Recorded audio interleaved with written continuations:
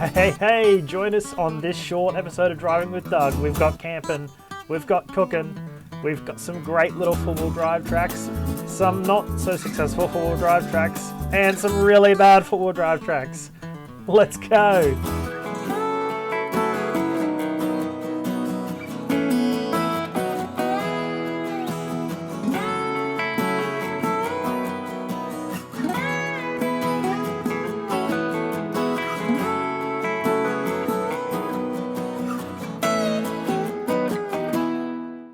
Hey there everyone, Doug here from Driving with Doug. It's time for another little weekend adventure. We're heading north out of Brisbane up to a little water ski park near Woodford to do some camping.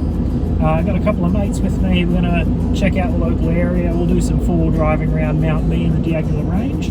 It should be a great little trip, so sit back and hope you enjoy.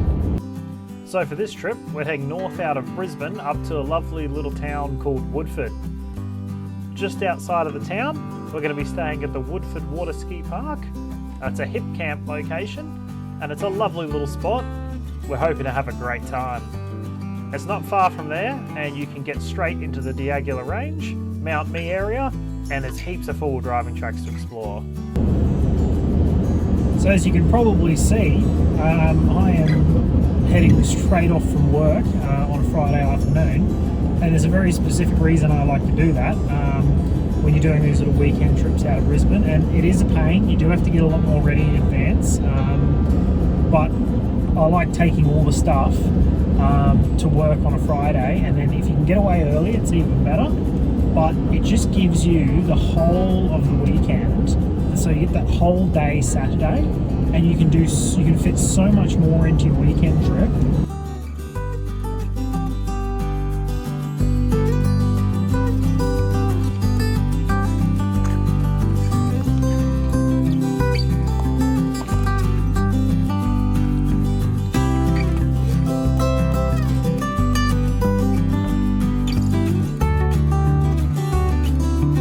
Well, there we go. We've set up. We're at our Waterford ski camp site, and we've got a lovely little spot here, just in this little pine tree section next to the lake.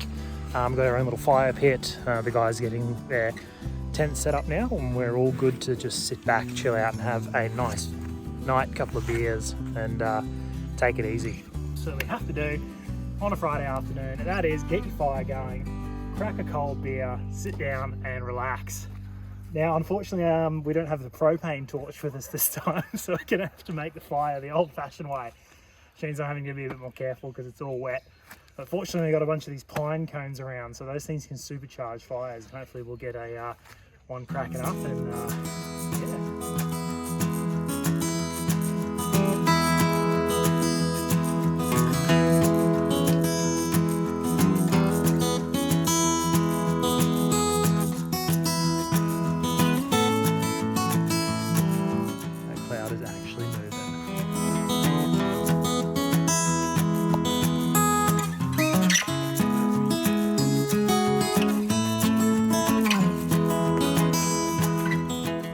The whole crew has arrived. We are ready to rock and roll. Let's go have a cracker day up at Mount Me. So we are heading off to the Mount Me Diagular Range area this morning. There's some great little tracks up there, very varied in difficulty. Some really good touring roads if you want, a soft roader, or you just want to do something really casual. And if you know where to look, there's some good tracks as well. Nothing too extreme. It's not quite like the Glasshouse Mountains. But it is a fantastic little spot to come, and we're going to head up there with the boys. We're going to check out a couple of tracks. It has rained quite a lot overnight. We were not expecting that at all. The forecast said 0 to 0.4 millimeters. I reckon we've had a good 10 to 20 mils overnight, so if that fell in the Mount Me area as well, it's going to make some of those tracks in the pine forests quite interesting. So let's see how we go.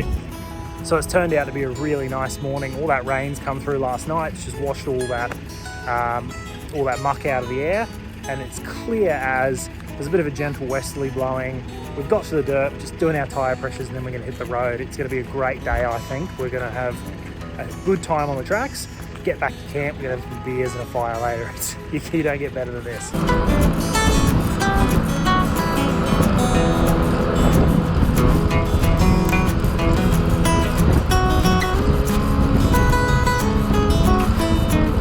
I've got to admit, there's one thing I really do like about the Amarok, and that is that when you have got these really long uphill sections, like 2 or 3 Ks of just constant steep uphill, it just performs so well. Because like, I remember back to when I had my original Patrol, and the thing would just, it'd almost overheat coming up these hills. You'd be going between like 2nd and 3rd low range, and oh, it was full on. But the Amarok just eats it up with that motor, and having an automatic gear box, like, awesome.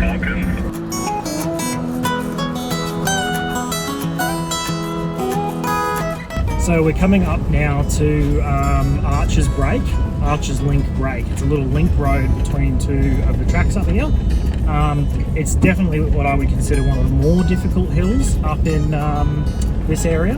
And with the rain that we've had overnight, it should be interesting. It's possible we might not go up it, but what we'll do is we'll get out, we'll have a good look at it, as you always should with any hill, and we'll make a determination from there. So let's check it out, see what we got. So as with any of these tracks, it's always a really good idea to get out of your car and walk them, especially if you don't know what the conditions are like. I mean, I've done this track before, but we know it's rained overnight and it could change, so it's really important that before you hit the hill, you give it a good check over, see what you're up against.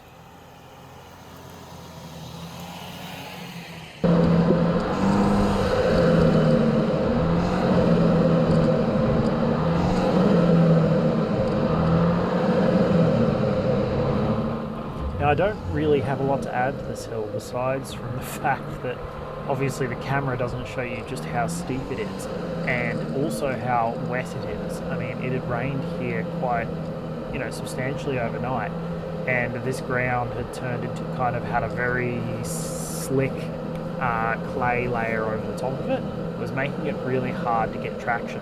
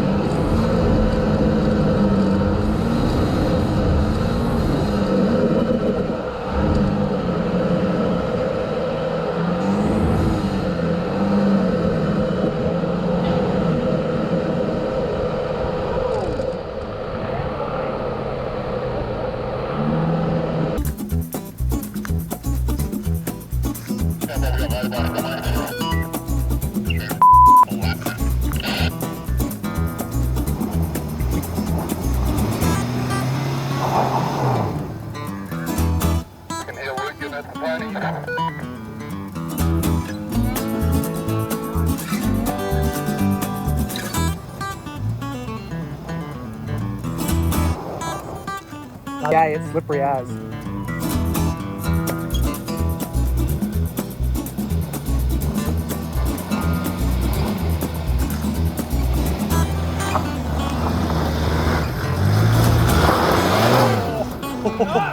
So close!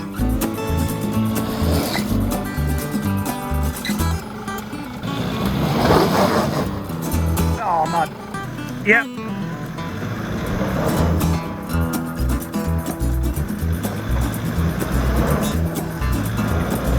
You got no traction on your left. Well, there you go. We nearly made it up, guys.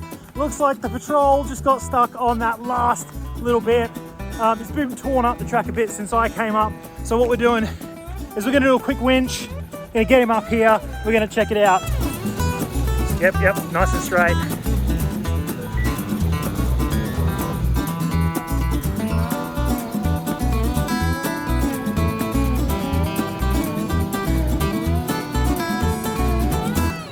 Yes, I was hoping we would get up that track. We only got the patrol and the AMROC up. The nav rightly didn't feel comfortable coming up because it doesn't have a rear locker and the older cars with no traction control, so it would have been rough. But the Triton, obviously relatively new full driving, so I cannot blame him in the slightest for not wanting to come up that hill. But one day we'll get the Triton up that hill. Because that's a really good challenge hill for a modified dual cab.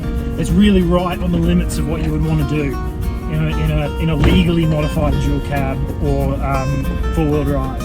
Obviously, if you've got twin locks, Land Cruisers, and I've been up that in the GU before twin locked, did it without even blinking. But whew, good stuff. Hello, Mr. Kookaburra. You're a bloody tame one, aren't you? You scratch? Scratch?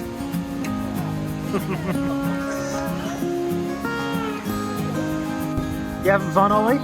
Little next generation four-wheel driver? Yes.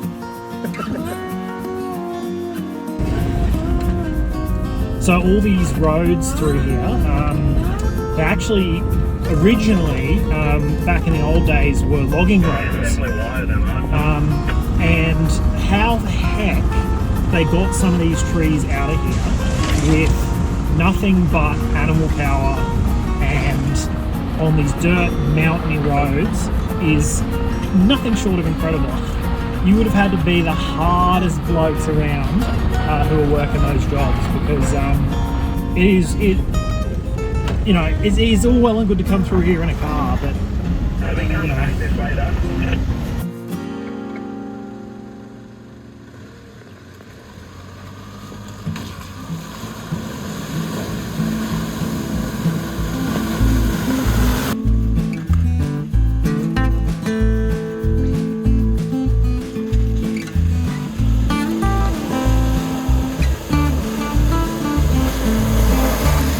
So we're in a little bit of a sitch here. We've got the patrol heading down one of these little side tracks. It's a really short track, so we're not going to get lost or stuck anywhere. But turns out it's a bit more difficult than we were expecting. So what we're doing is we've left the cars up on the road for the time being. We're going to wander down. Everyone's got some recovery gear and some tracks and shovels and stuff. And we're just going to help guide him through it. And worst comes to worst, I've got a couple of ideas. So that's just part of the fun. Get out there and work as a team. If something gets a bit sticky, you'll be all good. Nah.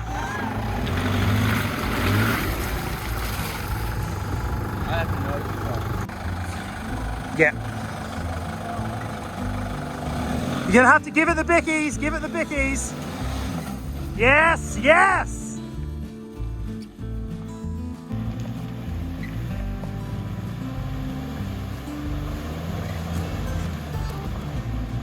He's gonna get stuck, yeah. Yep, as expected. That's... what a monster!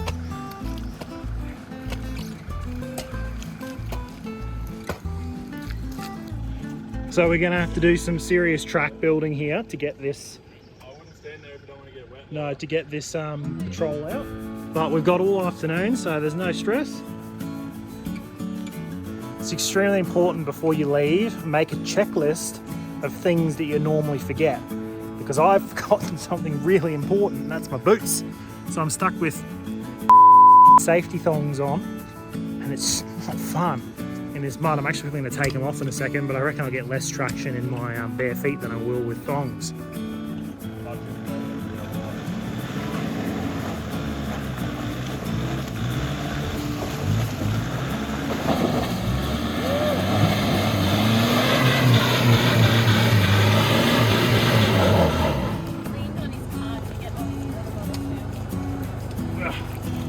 Teamwork, boys. I love it. Okay, how are we doing this? So we're obviously going to be doing a bit more track building here. We've got past the first piece of just absolutely disgusting mud. We've got another big hole here. We've got all the boys out. We're using max tracks as shovels. We're doing some track building. We will get out of here. We don't know how long it's going to take, but we're going to blast doing it at the same time. So the great thing about max tracks is you can use them as a shovel as well. And sand, you can just shovel straight out from underneath the wheels. And in mud like this mud is just foul. But it'll do the job as a shovel. Well, good thing, and this is also why you bring those 20-litre jerry cans of water with you. Because once you're done with this, you don't want to get back in your car like this, so you're gonna watch them a lot. You watch me fall over on camera. This is also why Max Tracks give you these. If you buy a generic set of Max Tracks, get a cable and put a cable on them or a bit of rope or something. That way when they get shot down into the mud, you can pull them out without having to literally get down into the mud.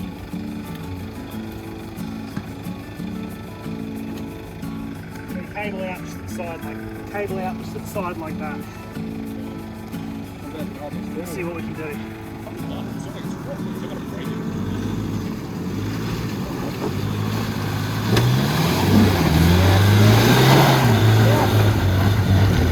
Yes! Max Tracks work on it again.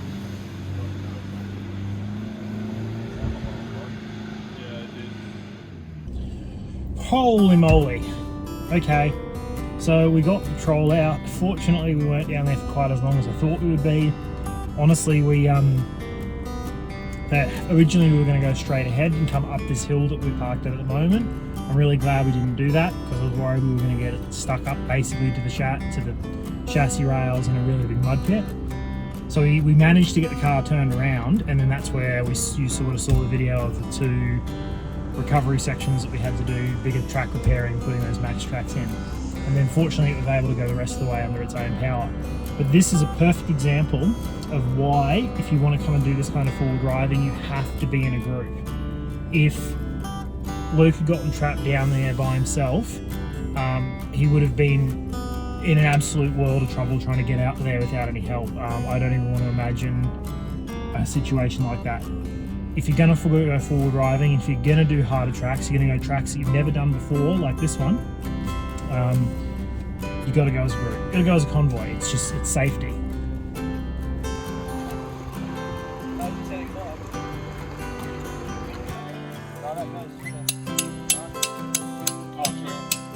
So we're not going to do anything particularly complicated tonight. We've got fire going outside, and I spotted a mate had brought a jaffle maker with him, a cast iron one. So I was like, I'm not gonna pass this opportunity by. So I just did up some sangers, toasted sangers. I'm gonna throw them in the jaffle maker, and if you've never done this before, get yourself a cast iron jaffle maker, put it on the fire, chuck in some sangers, and you will see you've got one of the best little campfire meals you can make, and it's nice and easy too.